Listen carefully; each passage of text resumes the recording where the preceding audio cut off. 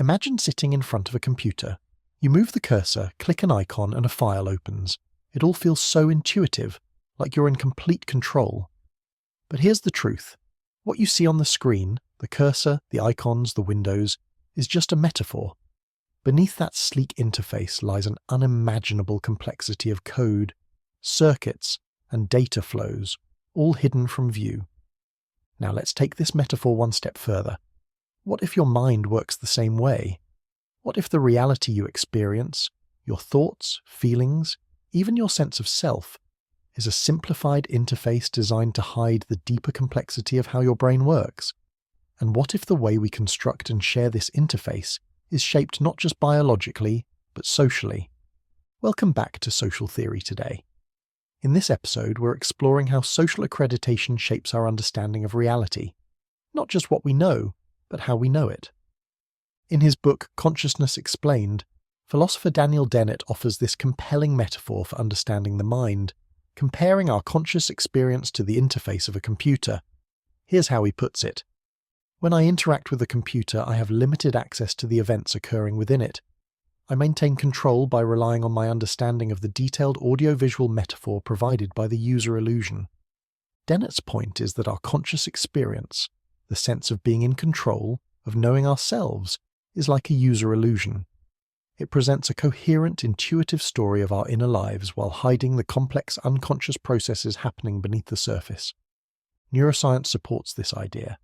Studies show that decisions are often made by your brain before you're even aware of them. By the time you think, "I've decided to pick up this coffee mug," your brain has already sent the necessary signals to your muscles. Your conscious mind steps in after the fact, creating the illusion that you're in charge. But this illusion isn't a flaw, it's a feature. Dennett argues that the mind's user interface simplifies reality so you can navigate it efficiently. The same way a computer's desktop hides lines of code, your mind hides the neural chaos behind a seamless experience. Here's where Peter Berger's work helps us zoom out. Berger famously argued that reality itself is socially constructed. The ways we perceive, interpret, and interact with the world aren't just shaped by biology. They're mediated by social systems that validate and reinforce certain narratives. Take Dennett's user illusion. From Berger's perspective, the mind's interface isn't just a biological tool, it's also a social product. The metaphors and shortcuts we use to navigate the world are shaped by language, culture, and shared systems of accreditation.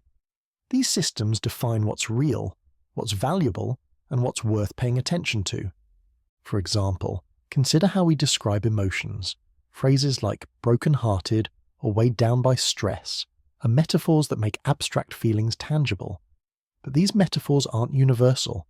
They're culturally constructed and socially accredited. In some societies, emotions are framed through metaphors of balance or energy, rather than weight or damage. Through these lenses, we see how shared systems of meaning shape even our most intimate experiences. Philosopher and cognitive scientist Donald Hoffman takes this idea deeper with his interface theory of perception. Hoffman argues that evolution didn't equip us to see reality as it is. Instead, it gave us a user interface optimized for survival. What we perceive, colors, shapes, sounds, are metaphors that help us navigate the world, not reflect its true nature. Here's an example. When you see a ripe red apple, you don't perceive its molecular structure or quantum particles. You perceive apple, a symbol for something edible and nutritious. Hoffman's theory echoes Berger's insights. Our understanding of reality isn't just biological. It's accredited through shared meanings and practical utility. Through SAT, we see how these metaphors extend beyond biology. Consider the social constructs that shape our perceptions of value or success. The metaphor of climbing the ladder in a career simplifies a complex system into a linear path, accrediting behaviors like competition and ambition, while sidelining collaboration or exploration. These metaphors aren't just cognitive tools, they're social interfaces. Now, what if reality itself is a kind of social interface? Philosopher David Chalmers explores this idea in his theory of virtual worlds. He suggests that what we perceive as reality could be a highly sophisticated simulation, a virtual environment that feels immersive because it's governed by rules, symbols, and narratives that make sense to us. From an SAT perspective, this idea reveals something profound. Even in a virtual world, Meaning doesn't just emerge on its own. It requires social accreditation. Think of a multiplayer video game. The game's mechanics, how you level up, what counts as a win, even the value of in-game currency, all depend on shared agreements among players and developers.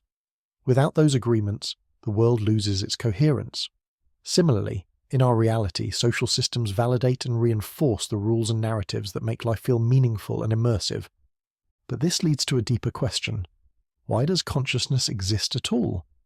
If the mechanics of a system can function without awareness, as they do in a virtual world, what's the point of having subjective experience? This is what Chalmers calls the hard problem of consciousness. While neuroscience can explain how the brain processes information, it struggles to explain why those processes are accompanied by qualia, the raw, subjective feel of experience.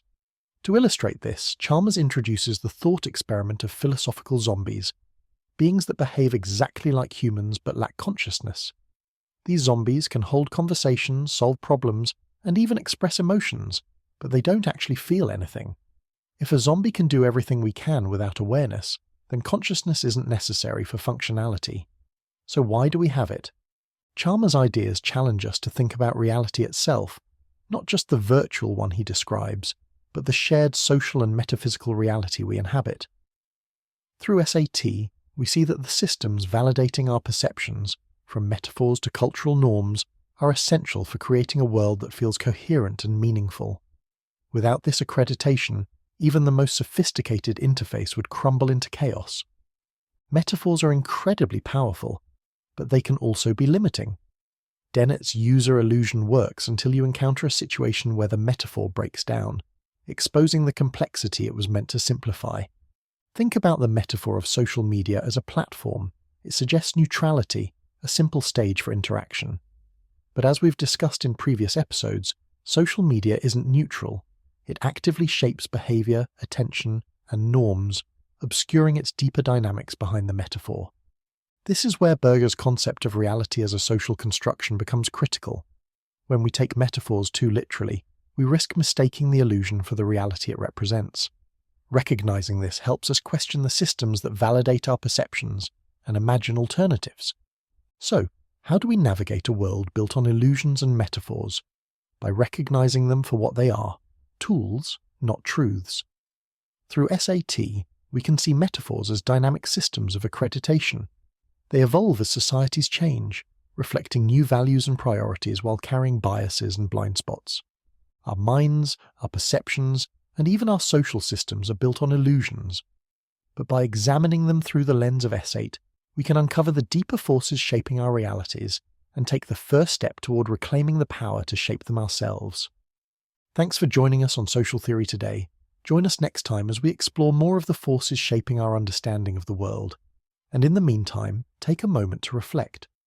What metaphors are shaping your reality, and what might they be hiding?